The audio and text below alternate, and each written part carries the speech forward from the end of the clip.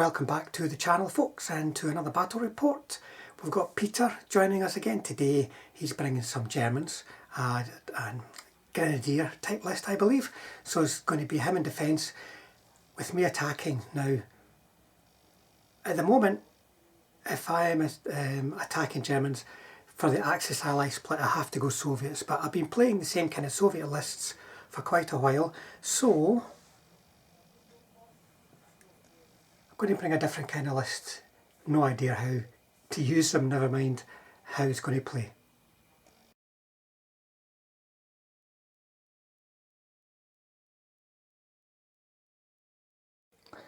As I'm playing Soviet today, I thought it was high time to bring a different kind of list. So I had a bit of a rummage around the various locations that figures are secreted about this property, and I managed to find enough IS2s to do an IS2 formation. So that'll make a nice change. So this is the IS2 formation. It's got the company command and 2 platoons of 4. And then a platoon of 7 hero SMGs, really just to try and help keep this formation on the table.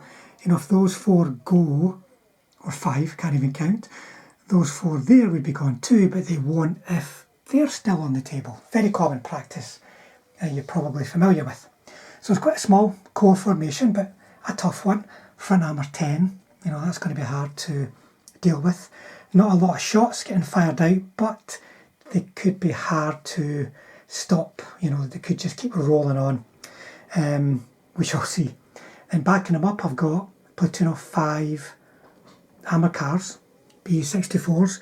2 of them will have anti-tank rifles. That could be useful if there's half-tracks or other armour cars going about. Not a lot of use though if it's all just infantry, but I'm going to take that. Then a 122 battery with an observer. So these guys have got a good anti-tank rating and a good firepower. Anti-tank, this is in bombardment. Anti-tank 3, firepower 3. So a bit more effective against tanks because of the anti-tank 3, and just better at getting the critical firepower check because they're better than a 4-up, you know. And then a storm group from the Hero Shock Rifles. I've been using Hero Shock Rifles a bit and I do like them, but you know, I thought to myself, why not have these guys, as they are careful, fearless veteran, why not have them as my support platoon for the formation, because they could hold an objective quite well. They'd be hard to pick out if they're dug in and got to ground, and you know, they can get stuck in when it comes to assaulting. You know, they can do a bit of damage if they can get up, you know, if they don't get shot to bits on the way up. But if I am attacking, it's probably going to be these guys that will be the main thrust, and these will try to sneak in as best they can with a screen of armour cars to try and help out. So there you go, folks. IS2 Heavy Tank Company. Okay, I've got a mountain infantry formation. I've got HQ with Panzerfaust. I've got 2 infantry platoons of 7, plus this one's got, I think, a Panzer rather, and then this other one has got an HMG, and they've both got the Panzerfausts. Supporting, or not supporting them in the formation, there's 4 8mm mortars and 4 7.5 infantry guns and 3 Pak 38s.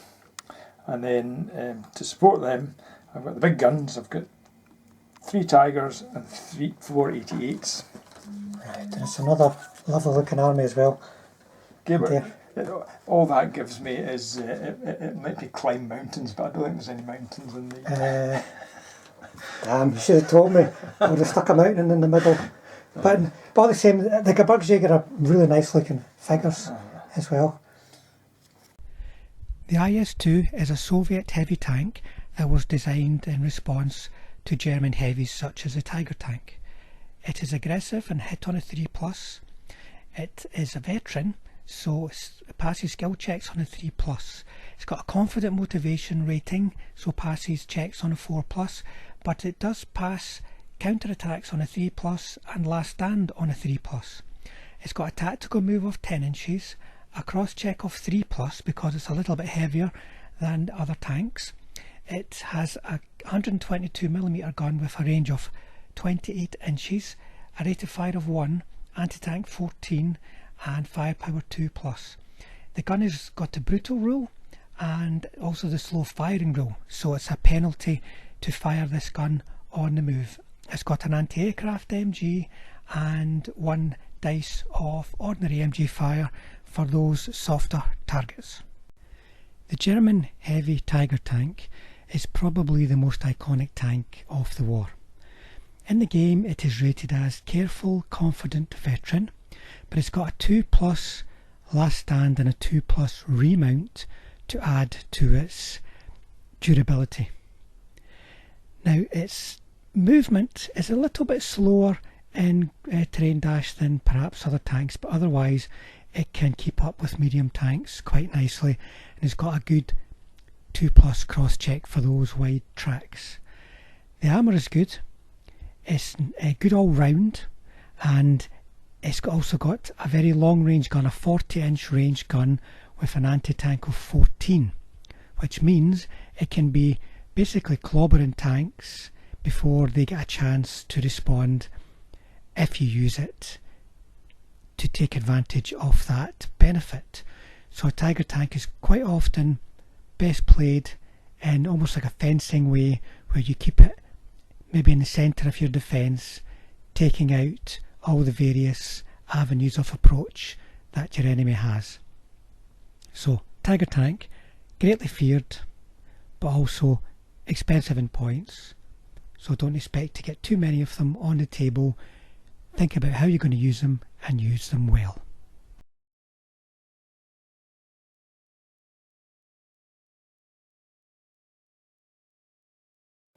So we're using one of the new missions today, folks, from the Bulge American book. We rolled at random for the 3 that are in the book, and we got elastic defence. So you can see the various deployment zones and no man's land, so it's a bit unusual. As we're reading this, you can place up to half of their force on table force here. It doesn't say there's a minimum. We could be wrong, folks. If we are, please let us know. That's how we're interpreting it though. And you can see as well the objectives are here. So it's quite interesting. You could have a blocking force that the attacker has to get through to then get to the objectives.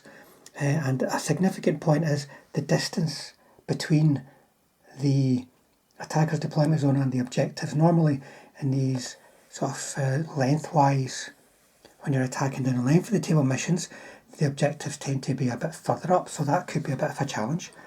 Special rules are quite simple. We've got ambush, immediate reserves, and then no spearhead for the defender. There is ranged in markers there as normal, and the victory conditions are pretty familiar. Attacker wins if they end the turn holding the objective. Defender if they have no enemy teams within 8 inches of the objective by the end of their turn 6 onwards. So there you go, guys. We're going to be trying out elastic defence. Right, folks, here we go, elastic defence. So this is the first deployment zone for the defenders. As you can see, Peter's chosen this end because this deployment zone here has got lots of useful terrain for ambushing in. He's not put anything in there, but he'll come to that. And then my deployment zone is here, just 16 inches in. So Peter, do you want to tell us, well, first of all, where did you put your objective? I put my objective right at the back here behind these houses. And I put one down here. And then what have you got off table? Well, what I've got reserves. What I've got is my 3 Tiger tanks are off in reserve, and my HQ is in reserve. So what I've deployed here, I've got one infantry platoon guarding this objective and another one over here guarding this objective. I've put my 8cm mortars there, 8mm, here. My infantry guns over here, and my Pack 38s I've got over here. I haven't deployed my 88s, they're going to be an ambush, so I will keep them on my sleeve at the moment. And that's the heavy machine gun and there's the Panzer Shrek in there. Okay, so what I've got is over there by himself, the observer in the armoured car, try and not get killed this game. Then the storm group to move up that way. The artillery is currently out with the range of any artillery, but it's on the hill, so I've decided to put them up there so they've got a good line of sight themselves. And then you've got the entire IS2 formation behind that hill and the armoured car unit over here. And that's my deployment because there's not a lot in this list. Right, so we're ready to get started, folks. We'll clear up the deployment markers and come back for turn 1.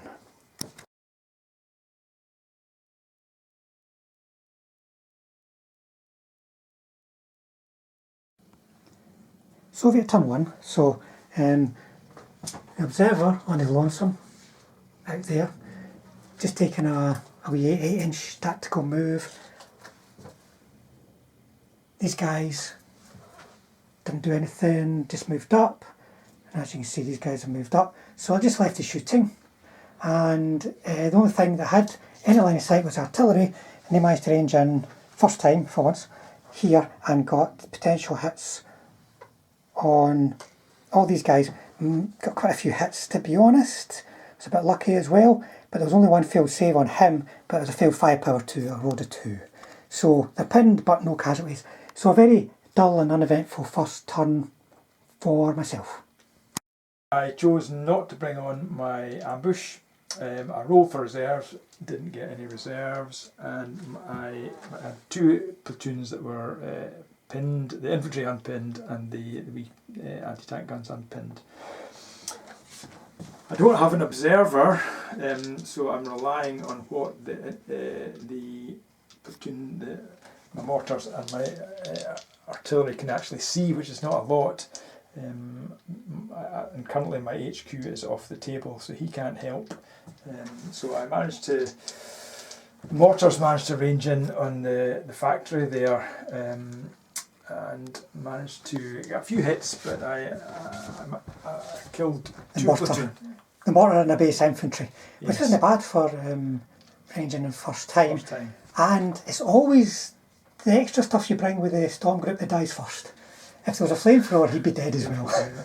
The infantry guns didn't have a target. Well, they could see targets, but they've only got a 48-inch range. Yeah, you can and see these guys, but there's nothing within 48 inches at the moment, so they didn't shoot. So they'll stay gone to ground. Soviet turn 2. So motivation, first of all, the fearless guys didn't motivate. So as you can see, I've pulled them back. They could have just stayed where they were, but they'd be pointless because if they're not moving forward, they're just going to be making saves with rerolls. These did a wee bit of a dash. It's not a massive dash because of the terrain. Just start moving out. These guys just tactically moved up. The armoured cars dashed along the road.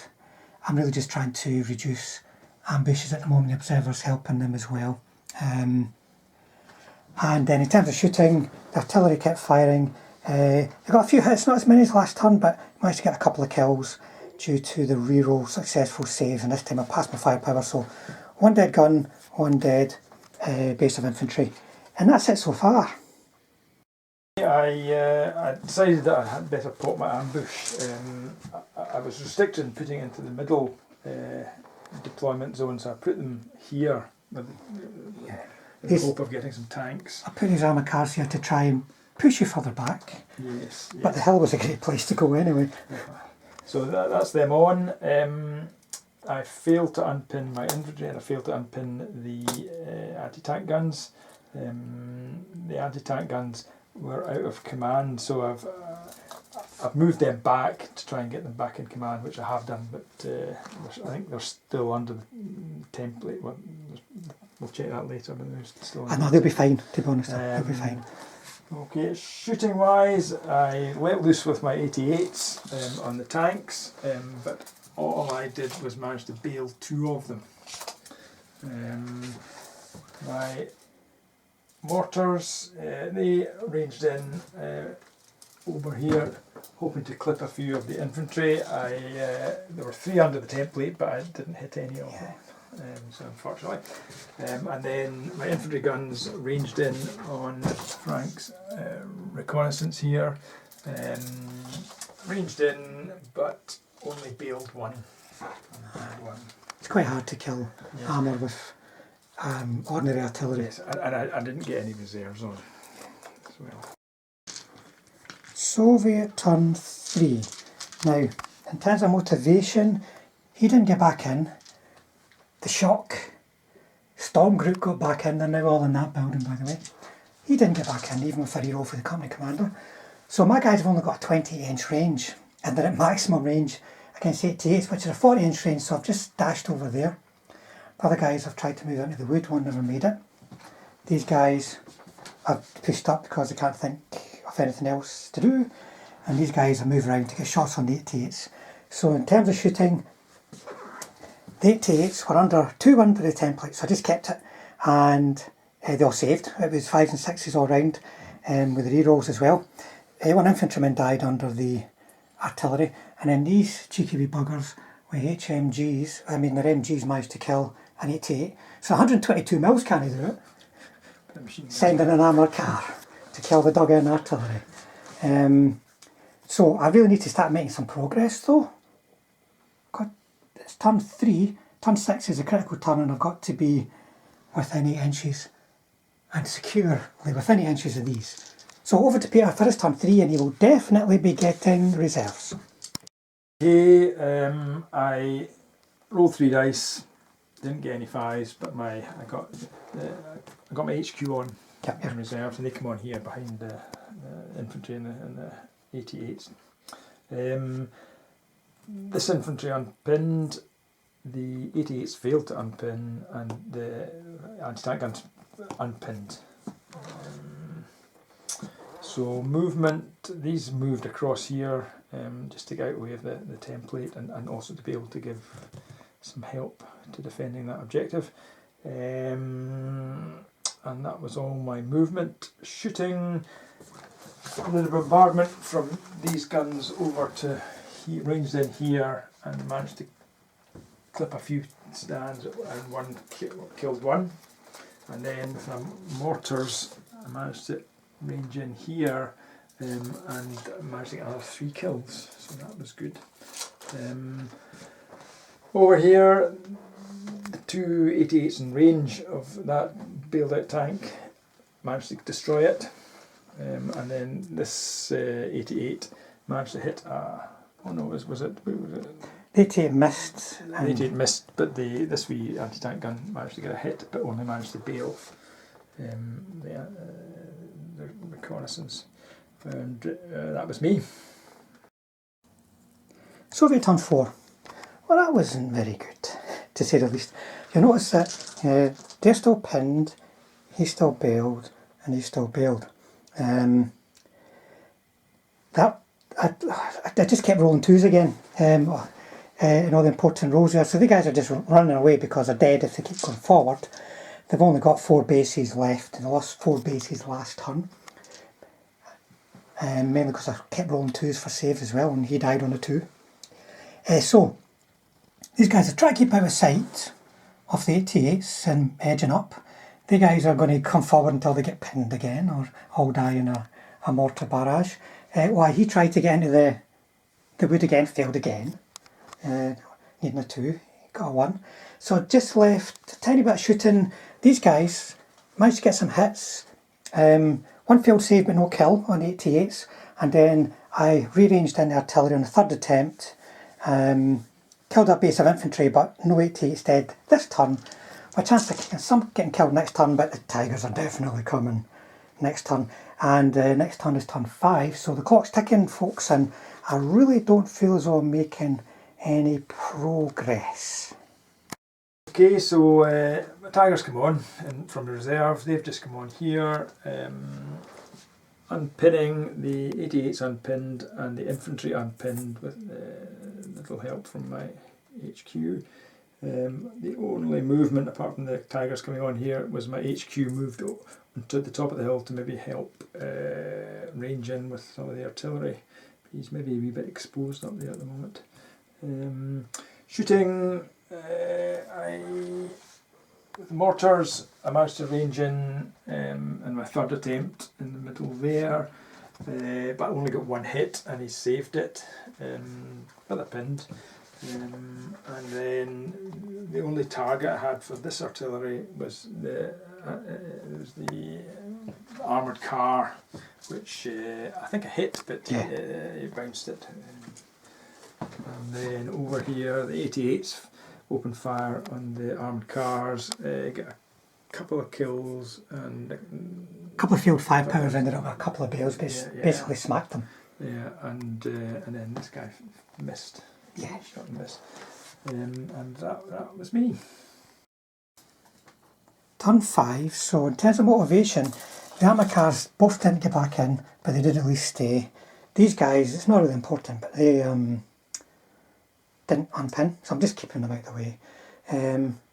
I moved one IS2 into that wood, don't know why, just because it failed twice. I thought I'm determined to get it in the wood.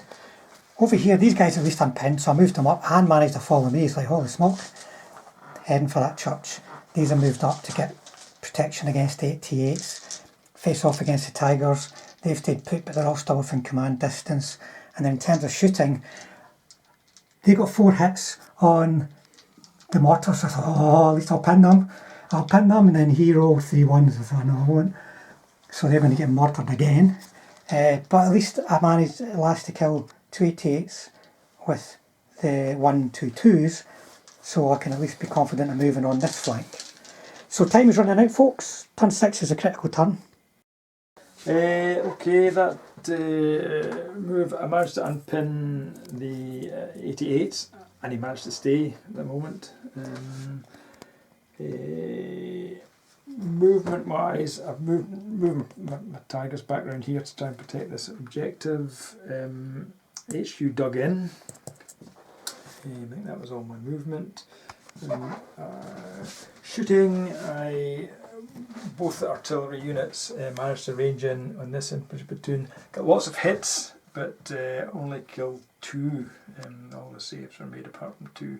But they're pinned, but he's got his company command there to help him. I can roll 2 2s, don't you worry. So yeah, and then over here, I tried to shoot an infantry with the 88, and he missed. And did a hit, and you got your save. No, you that got a hit, and I saved. Yes, and then 2 Tiger tanks tried to get this armoured car and failed, and he failed as well. Yeah, just because he's currently gone to ground. Yeah. It's really critical to see if the guys unpin. Being fearless. Oh dear. So they can keep moving forward, which means I can end my turn within 6 inches of the objective to at least keep me in the game. 8 inches, isn't it? Sorry, 8 inches of the objective. So, critical turn 6 for the Soviets. So in that turn, in terms of motivation, the armoured cars are back in the act. These fearless guys here still can't unpin. I might actually start bringing them up if they do unpin. As you saw, those guys did unpin and they're now in the church. These guys did a blitz to get in a position to shoot at the 88s, and these guys managed to get out of the wood and dashed over, failed to follow me because they're fearless, which means I always fail the motivations. Then in terms of shooting, I rearranged an artillery over here and got a mortar. These guys did some shooting, the longer range weapons against the mortar, the 2 of the short range bases at him. A few hits but no failed saves. But these guys managed to get him because he'd blitzed into position. They didn't have to worry about the slow firing. So I am at least at the moment within 8 inches of that objective. It's whether or not Peter is able to kick me off before I can build up any more strength. Okay, so everything unpinned. I didn't manage, apart from the mortars, they failed to unpin, which was a shame. Movement, I decided that I would have to try and assault the guys in the church, so I moved my infantry up to assault them, and then I concentrated all my fire on the guys in the church to try and pin them. This artillery over here caught 3 guys at the end, and managed to hit, so at least I pinned them. I think you got a kill as well. And then the Tigers aimed at the guys but didn't kill anything. The Pack 38s went for them but Nearly missed. got a kill. Nearly got killed but missed, and the guys in the way in didn't kill anything. Getting to the assault, I got 1 hit. Was it 2 hits in the way in? Let me think. 2 hits in the way in. One died. Yeah, one died. One died. I managed to kill 2 in the assault. Frank motivated, came back at me. Killed 1. Killed 1, and then I failed my motivation, so I had to break off and retreat. So he's. I don't know how many you got left in the church. 3 bases. But you're still within 8 of the objective. Yeah, but so you managed to, through that assault, you managed to kill 3 of that platoon. So it was the right thing to do. Didn't necessarily end up with the absolute perfect ending, but I'm still no closer to taking the objective. Yes. So it's all to play for. Soviet turn 7. I think there was only 1 unpinning in the owner. They unpinned, as did these, and they're going, "Way, you're brave," running back. I tried to shoot a blitz with them, didn't work, so I just kept them still to fire over there. In here, I really had to move the guys to get out of, the survivors to get out of the template. So anyway, so I moved them out of the way of the template, and did some firing at these guys in the open with him, but missed. And then anti-tank rifle, 5 through there, and missed. The artillery, I think that failed its save against artillery, but I failed my firepower. And then there were a few shots against the mortars, but they were fine. So thinking about it, I've probably done this wrong, because you just got to kill them next turn. And it's game over. So let's see if you can do that, Peter. Okay, so there I managed to unpin the infantry. I didn't manage to unpin the anti-tank guns, and I didn't manage to unpin the mortars. My sole objective was to try and get the infantry out of the church. So what I needed to do was try and pin them. So I had to retreat the mortars to get out of the distance from the template, and then I moved my infantry platoon up to assault.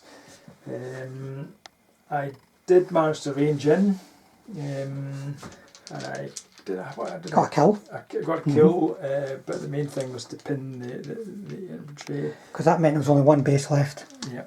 Plus him, and he cannot move to contact. I concentrated my tanks and my anti-tank guns on the church, but they didn't do any damage. And then my infantry went in. Frank wasn't able to do any damage. 3 dice to counter fire, but they all missed. And I managed to get 3 kills. And you only needed the 1. So because that effectively ended it, because he cannot move to contact, so he's got to break off, because he was up in the tower.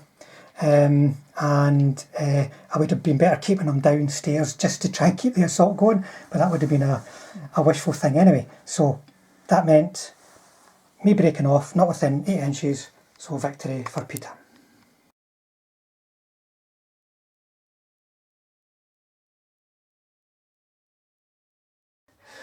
Right folks, there you go, there's a win for Peter, and it was good to see Peter playing to victory conditions. When you're the defender guys, it's not just about sitting there, you have to push the enemy away. And they did it with assaults. The first one didn't work out, but it was the right thing to do. It didn't have the right outcome, but the right thing to do. And then I made a mistake of not pushing on to put more things into the firing zone. I could have put my armoured cars up, my tanks up. They may well have been destroyed, but if 1 or 2 of them had been left, that would have been enough to maybe put in enough counter-fire to stop the assault. But that's the key thing for me in this game, is the victory conditions and playing for them. Peter, you using your Gebirgsjaeger there, lots and lots of 88s. How did you feel? Yes, I thought it was an interesting mission. Again, it's a new mission out of the new Bulge book, so it's always nice to play different missions. It makes you have to think about what the hell you're doing. I think the 88s were good. They eventually all got killed, but it certainly stopped your tanks from being too aggressive. The Tigers, I think, were more of a threat than anything else. That stopped you, again, moving up your tanks. Good. My mortars and my infantry guns, I do like having two. Certainly when you've got infantry, it just is it's the ability to be able to pin them. And well, I mean, you might even kill some, but it does in defence. It's quite good because if you're coming forward with infantry, it is very easy to hit them and stop their progress. That's the first game I've ever managed to get my Soviet infantry, like late war infantry, not like the mobs, but the first time I've ever got them anywhere near an objective. And that says a lot about how vulnerable infantry are in version 4. I'm finding it difficult to see where they are going to be in future lists, to be honest. They managed to get there this turn and they're fearless, but so many games, the fearless infantry, they don't do anything. And then they just get whittled down by the mortars. And if they run away or stay put and re-roll their saves. So infantry, I'm not sure. I'm kind of getting put off using them. It's the first time I've used this IS2 list. I did everything wrong with it. The fact there's only one of them dead shows how wrong I actually played them. I should have put one up one side of the table and one up the other if I was going to be cagey. Putting both up one side and being cagey on one side means you're not going to get any kind of leverage anywhere on the table. I probably won't play this IS2 list again, but I wanted to try it because I've never used it before. But if you think about it, going up against 40-inch range guns that can kill you, bear in mind, folks, that I failed, or I didn't pass rather, 3 out of 4 saves that I had to make with them. Ended up with bails or kills. You've got a 40-inch range and you've got to move forward to get into range, and you're needing 7s to hit with 1 dice each. So maybe as a single unit, aye, but not as a formation. But I thought I'm going to have to try it because I can't just keep putting up the same Soviet formations again. But it was a good game. It was good to see Peter pushing on against that objective, being aggressive and going for the win. And me cursing my 2s again. Not all game, mind, but just enough to really hack me off. But there you go, Peter. 1 second.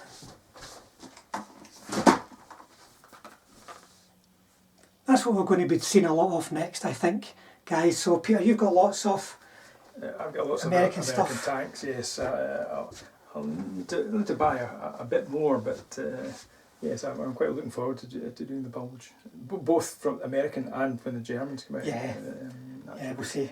I can see with all this high rating anti-tank, but not well armoured Americans, that German lists are just going to have to go into like Hitzers and Panzer IVs and things. Because what's the point of taking a Panther if you're really struggling to save from hit by a horde of squishy armour? Just take something that's equally hard to hit, but you get more dice to shoot back. So I think there'll be a big change in German list as well. We'll see what they've got in the German Bulge book. But yes, that's our main focus, guys. So stay tuned if you want to see some Bulge games. And we're having another meet-up at the end of the month, so we'll get some more games with some other players and maybe some other lists that you can see as well.